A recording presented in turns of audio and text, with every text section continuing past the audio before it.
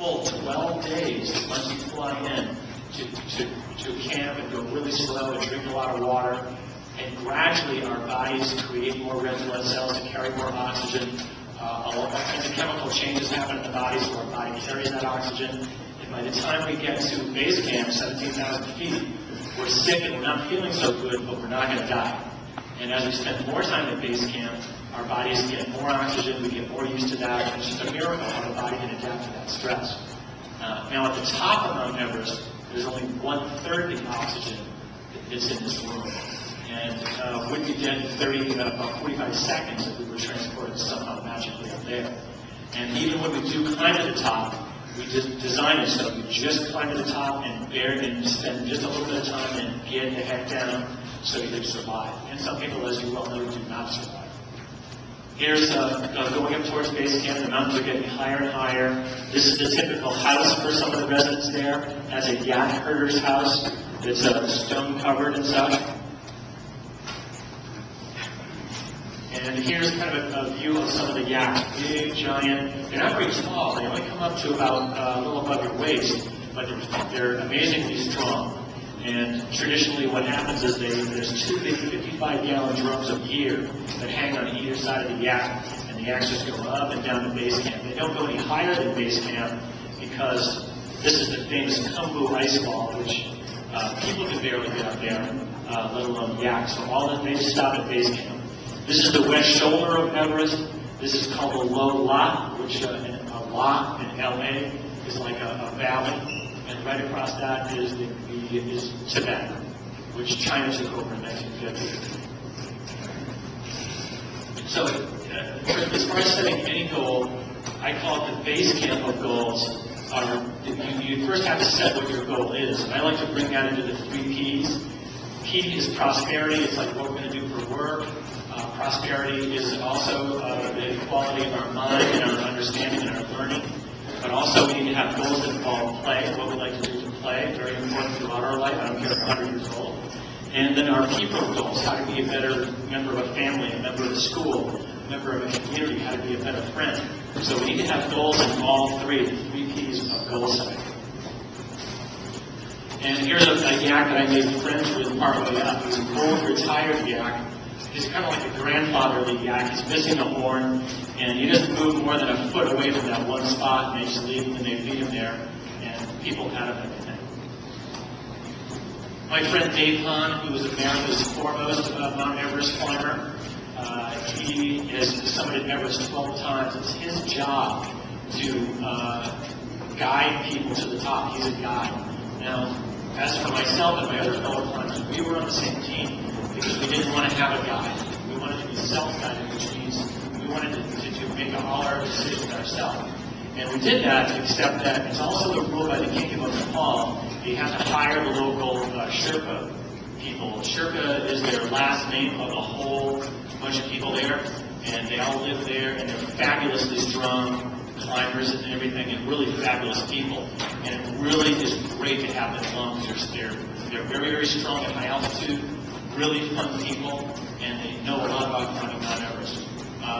The gentleman that I climbed with both years, Pinjo Sherpa, is spelled P-H-I-N-J-O, but pronounced Pinjo. He's summited Everest 5 times.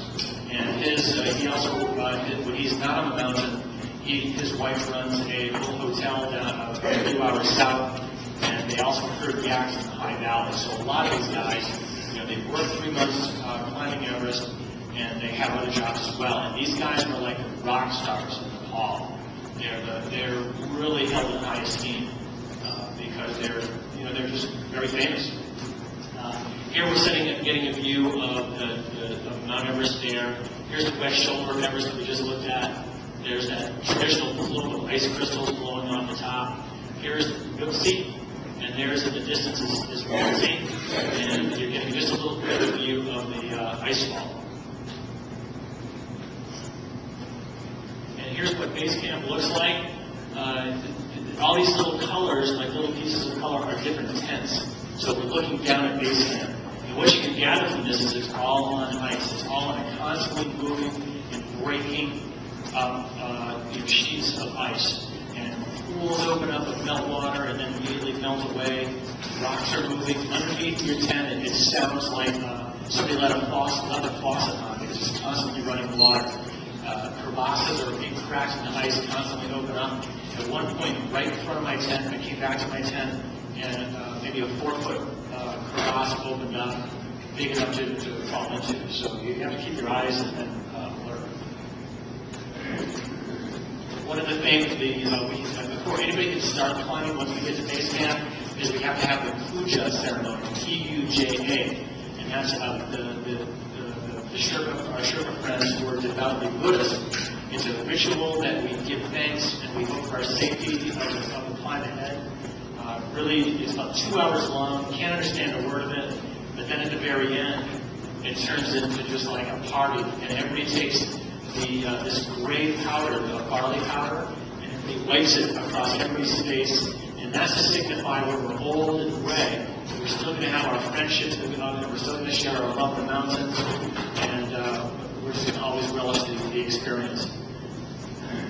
One of the things when you're told when you first get there, remember there's only half of the oxygen there. That also means that there's not enough air for a plane to land, and helicopters can barely make it. And sometimes there's not enough air for the helicopters to stay in the air, so they just fall out of the sky and kill people. So whenever, and quite often people have to be rescued if people are sick, so occasionally a helicopter has to come up and rescue. You never take your eyes off the helicopter, because sometimes they just fall out of the sky and break up. So this is the previous one. Here, let's go back. It just shows a degree of an old helicopter that has fallen. And on the trail up, there's 3 or 4 dead carcasses of helicopters that are always there. And one thing from 2008, which is great, we had a computer that works, because usually computers don't work at that altitude, but we had a movie night. And so we'd go into, this is our storage tent, and all our equipment was in the back. This is me over here. One thing you'll see is we're freezing to death here. And our feet especially, because we're right on the glacier, so watching movies in 0-degree temperature with your feet on ice is really cold. So we use chemical warmers in our boots. We put all kinds of stuff underneath our boots to stay warm, but we were freezing. Except for our friend Jamlin Sherpa over here, who Jamlin is wearing a t-shirt, a thin fleece, which doesn't even have zipped up, no hat, and when we got up to leave, he's wearing Crocs with no socks. So evidently the local Sherpas deal with cold a little bit different than we would. Just keep putting one foot in front of the direction of your dreams, you're going to make it. So again, namaste means hello, but it also means thank you and goodbye. So this again is a Hindu holy man, and namaste.